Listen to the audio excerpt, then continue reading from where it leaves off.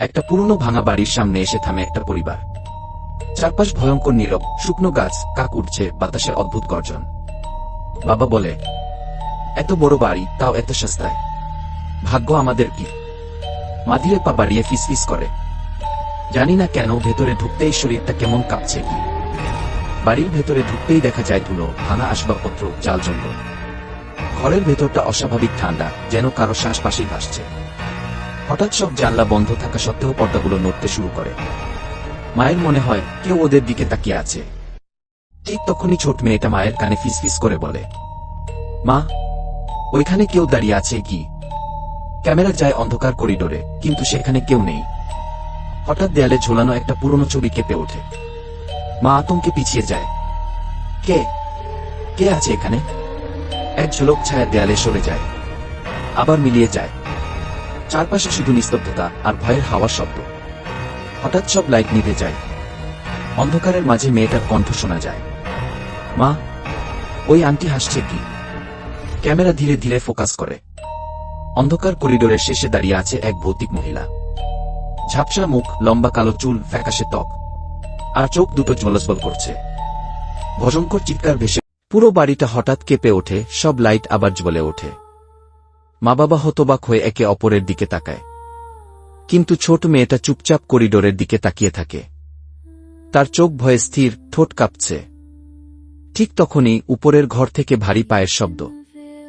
ঠক ঠক, হক ই। ধীরে ধীরে কেউ হাঁটছে যেন।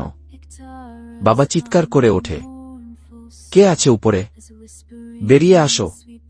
কোনো উত্তর নেই, শুধু দরজা আস্তে আস্তে কি ইট শব্দ করে বন্ধ হয়ে যায়। মা ভয়ে মেয়েকে বুকে জড়িয়ে ধরে। হঠাৎ মায়ের কানে ফিসফিস শব্দ, তোমরা এখানে থাকতে পারবে না গি। মায়ের মুখ ভয়ে সাদা হয়ে যায়। হঠাৎ মেয়ের হাতে থাকা পুতুলটা মেঝেতে পড়ে যায়। পুতুলটার চোখ হঠাৎ খুলে যায়, আর ভেতর থেকে ভয়ঙ্কর হাসির শব্দ ভেসে আসে। মেয়েটা চিৎকার করে, মা, পুতুলটা কথা বলছে। ঘরের এক কোণে হঠাৎ ধোয়ার মতো কুয়াশা জমে যায়। ধীরে ধীরে সেই কুয়াশা এক মহিলার রূপ নেয়। লম্বা কালো চুল, ফ্যাকাশে ত্বক, চোখ লাল আলোজ বলছে, মুখে অদ্ভুত বিকৃত হাসি। বাবা সাহস করে টর্চে জ্বালা, কিন্তু আলো পড়তেই সেই আকৃতি মিলিয়ে যায়। চারদিকে আবার নিস্তব্ধতা। হঠাৎ বাড়ির দেয়ালগুলো থেকে রক্তের মতো তরল গড়িয়ে পড়তে শুরু করে। পুরো বাড়ি কেঁপে ওঠে, আসবাবপত্র নিজের থেকেই নড়তে থাকে। ছোট মেয়েটা কাঁদতে কাঁদতে বলে, মা, ওই আন্টি আমাদের ছাড়বে না গি। সেদিন রাতটা ছিল ভয়ঙ্কর অশান্ত। হঠাৎ করেই পুরনো বাড়ির সব জানালা জোরে ধাক্কা খেতে লাগল।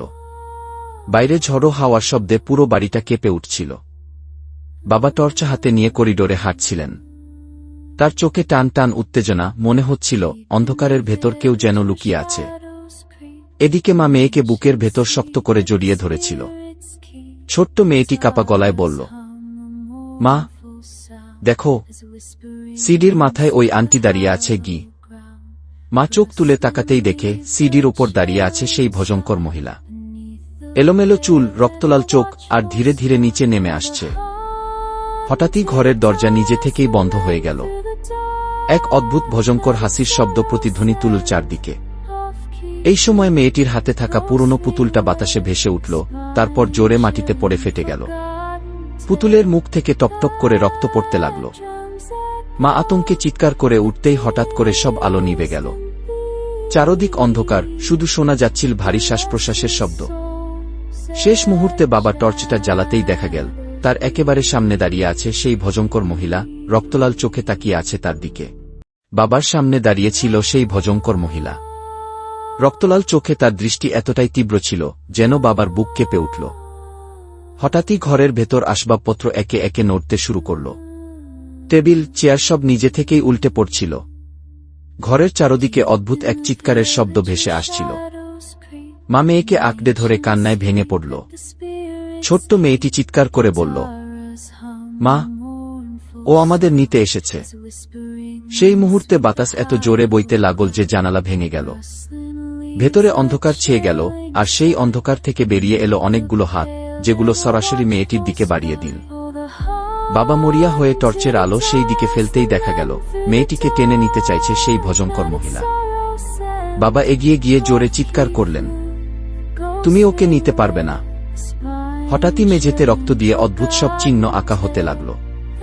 মেয়েটির চোখ কেমন যেন ফ্যাকাশে হয়ে এলো, যেন তার দেহের ভেতর দিয়ে ভূতের ছায়া প্রবেশ করছে।